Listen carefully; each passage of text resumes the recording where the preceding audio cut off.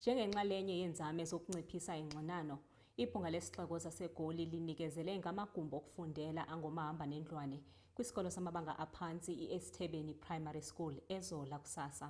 Okusemva kokuba unokhontrakta owanikwa ithenda yokwakha amagumbi okufundela ongezelelweyo kwesi sikolo engakwazanga ukugqiba umsebenzi.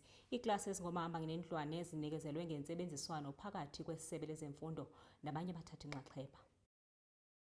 Ukuze kuncishiswe isiminyaminya eSithebeni Primary School eSoweto, ukhansela wedolobha laseGoli uMnumzana uTsepo Mposula esikhundleni sakhe njengelungu le-SGB udlulisele amaklasi angomahambanendlwane osukwini lwanamhlanje.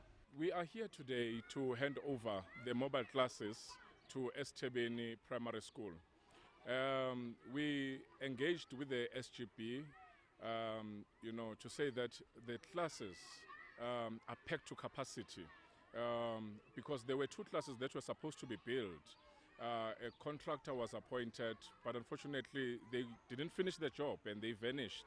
So we had engagements with the Department of Health, so the Department of Education, to say that we need mobile classes while we are waiting for the classes to be completed.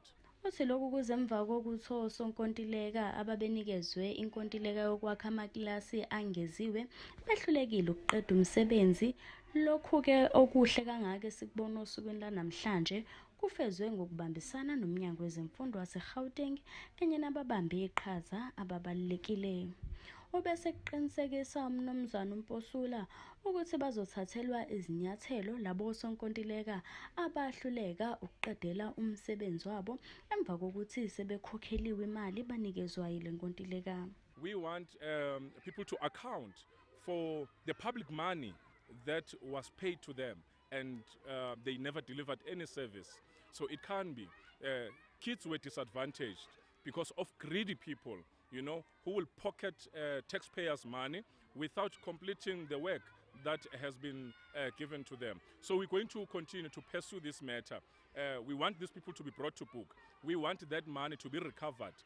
So we're going to continue with that investigation.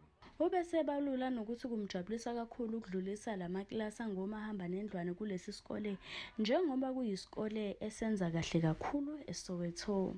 Kanezindabeni zeSoweto TV nginguNobuhle wakwaNdlovu ngibika ngiseSoweto.